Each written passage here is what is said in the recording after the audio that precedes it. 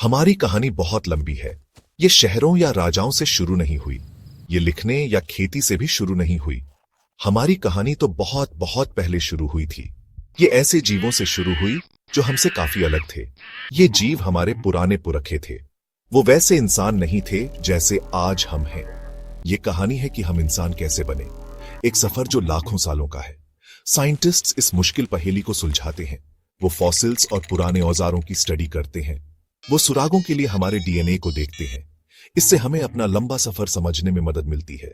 बंदर जैसे जीवों से आज के इंसानों तक का सफर। ये सफर कोई सीधी लाइन नहीं था। इसमें बहुत सारे उतार चढ़ाव थे। इंसानों जैसी कई अलग अलग स्पीशीज थीं। उनमें से ज्यादातर धरती से गायब हो गईं। आज सिर्फ एक ही स्पीशीज बची है, होमो सेपियंस। हम अपने एवोल्यूशन के खास स्टेप्स को देखेंगे। चलिए इस मजेदार एक्सप्लोरेशन को शुरू करते हैं। हमारी इंसानी कहानी अफ्रीका में शुरू हुई। लाखों साल पहले क्लाइमेट बदला, घने जंगल सिकुड़ने लगे, बड़े बड़े सवाना यानी ग्रासलैंड्स फैल गए। ये बदलाव हमारे पुरखों के लिए बहुत जरूरी था। वो पेड़ों पर रहने वाले बंदर जैसे जीव थे। अब उन्हें एक नई दुनिया के हिसाब से अडेप्ट करना था। एक ऐसी दुनिया जिसमें पेड़ कम और खुली जगहें ज्यादा थीं। अडेप्ट करने के इसी प्रेशर ने शुरुआती एवोल्यूशन को आगे बढ़ाया। ये एक नए रास्ते की शुरुआत थी। करीब 70 लाख साल पहले चीजें बदलने लगीं। कुछ एप्स ने अलग तरह से बिहेव करना शुरू कर दिया। वो जमीन पर ज्यादा समय बिताने लगे। एक क्रूशियल बदलाव था 2 पैरों पर चलना। इसे बाइपेडलिज्म कहते हैं। ये दूसरे एप्स से अलग होने का एक बड़ा कदम था। इससे उनके हाथ दूसरे कामों के लिए खाली हो गए। ये एक स्लो, ग्रेजुअल प्रोसेस था। नेचुरल सिलेक्शन ने एक वाइटल रोल निभाया। सीधा चलना एक ऐसा ही ट्रेट था। इससे हमारे पुरखे एफिशिएंटली ट्रैवल कर पाते थे। इससे उन्हें तेज धूप में ठंडा रहने में मदद मिली। यह सवाना लाइफ के लिए एक सक्सेसफुल एडेप्टेशन था। एक लंबे रास्ते पर पहले कुछ कदम। लाखों साल बीत गए। हमारे पुरखे बदलते रहे। करीब 2.5 से 30 लाख साल पहले ऑस्ट्रेलोपिथेकस नाम का एक ग्रुप सामने आया। फेमस एग्जाम्पल्स में लूसी शामिल है। वो स्किल्ड वॉकर्स थे, पूरी तरह से बाइपेडल। उनके ब्रेन्स अभी भी रिलेटिवली छोटे थे, लेकिन वो चिंपैंजी के ब्रेन से बड़े थे। शायद वो सिंपल टूल्स का इस्तेमाल करते थे। फिर एक नया चैप्टर शुरू हुआ। करीब 2.4 मिलियन साल पहले एक नया जीनस सामने आया। यह था जीनस होमो, हमारा अपना जीनस। पहली वाइडली रिकॉग्नाइज्ड स्पीशीज थी होमो हैबिलिस, मतलब हैंडीमैन। होमो हैबिलिस का ब्रेन नोटिसेबली बड़ा था।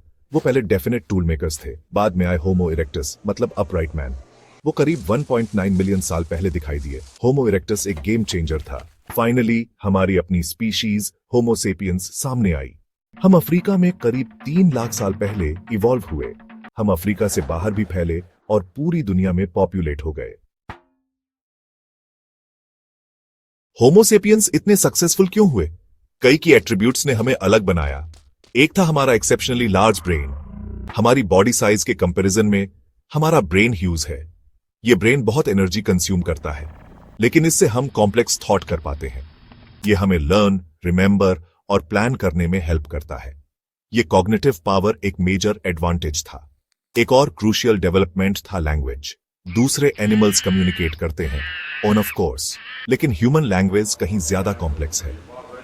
हम डिटेल्ड इंफॉर्मेशन शेयर कर सकते हैं। हम उन चीजों के बारे में बात कर सकते हैं जो प्रेजेंट नहीं है, जैसे पास्ट इवेंट्स या फ्यूचर प्लान्स। फिक्शंस बनाने और शेयर करने की इस एबिलिटी ने अनप्रेसिडेंटेड कोऑपरेशन मुमकिन किया। इससे हमारा तीसरा स्पेशल ट्रेट सामने आता है, लार्ज फ्लेक्सिबल ग्रुप्स में कोऑपरेशन। होमो सेपियंस हजारों, इवन मिलियंस स्ट्रेंजर्स के साथ कोऑपरेट कर सकते हैं। ये एबिलिटीज बिग ब्रेन्स, लैंग्वेज और कोऑपरेशन रातों रात नहीं आई। ये लाखों सालों में धीरे धीरे इवॉल्व हुई। ट्रेट्स के इस कॉम्बिनेशन ने कॉग्निटिव रिवॉल्यूशन को हवा दी। Section 5, the great shift, sowing the seeds on of civilization. हमारी ज्यादातर हिस्ट्री में हंटर गैदरर्स थे। हम छोटे मोबाइल बैंड्स में रहते थे। हम एनिमल्स हंट करते थे और वाइल्ड प्लांट्स गैदर करते थे।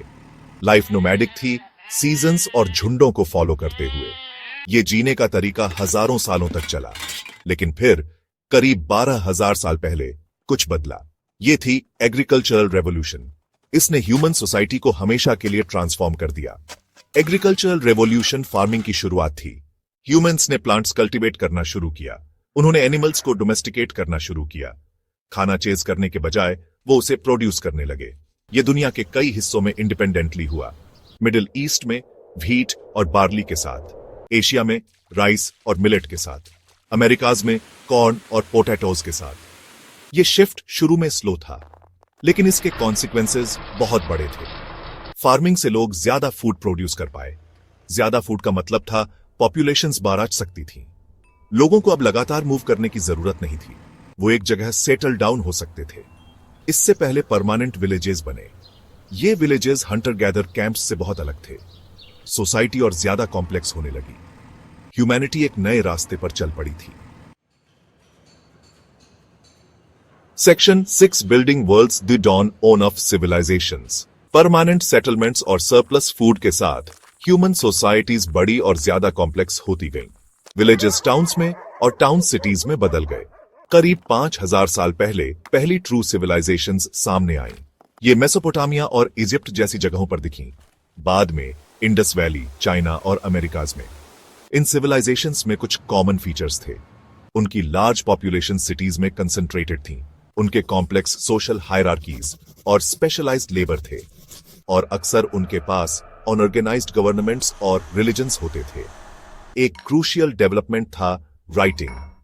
राइटिंग शायद रिकॉर्ड्स रखने के तरीके के तौर पर शुरू हुई, शायद ग्रेन सप्लाईज या ट्रेड को ट्रैक करने के लिए, लेकिन ये जल्द ही इससे कहीं ज्यादा बन गया। राइटिंग ने ह्यूमंस को vast amounts of information store करने दिया।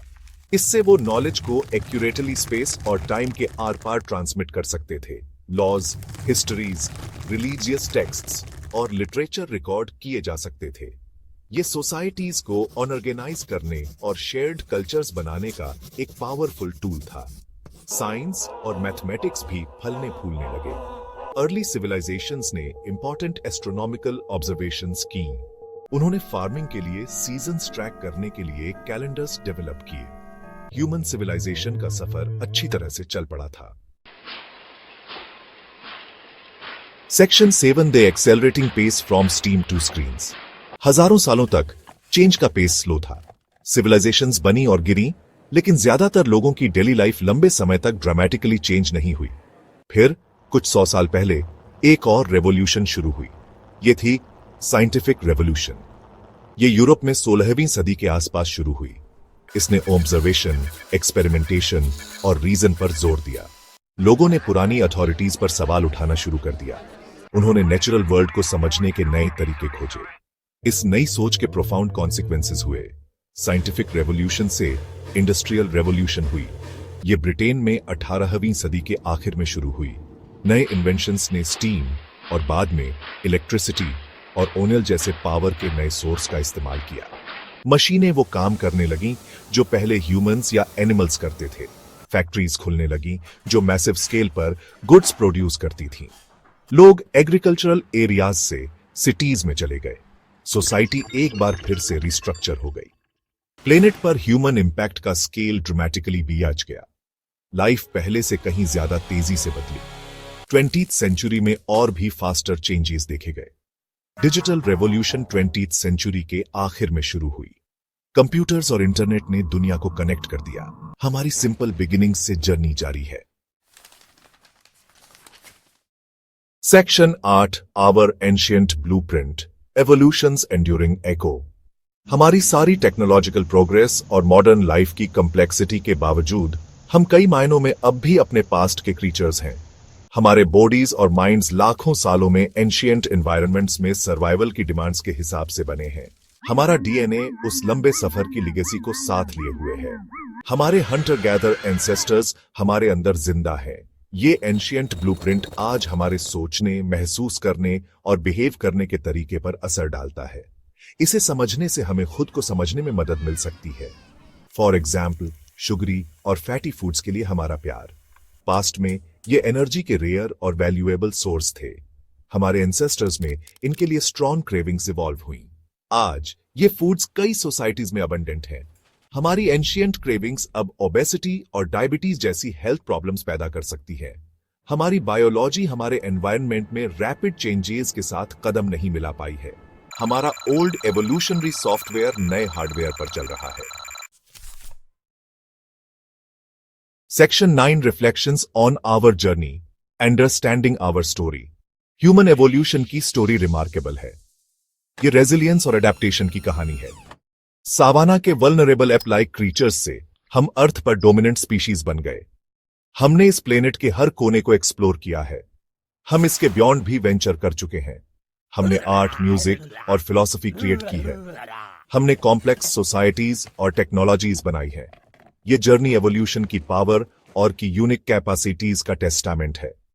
इस जर्नी को समझना इंपॉर्टेंट है। यह हमें पर्सपेक्टिव देता है कि हम कौन हैं। यह हमें नेचुरल वर्ल्ड और दूसरे लिविंग बीइंग्स के साथ अपने डीप कनेक्शन को अप्रिशिएट करने में हेल्प करता है।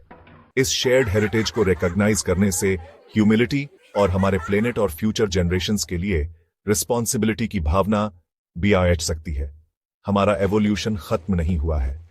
आज हम जो चॉइसेस लेंगे वो इन्फ्लुएंस करेंगी कि हम कल कैसे ह्यूमंस बनेंगे। अगला चैप्टर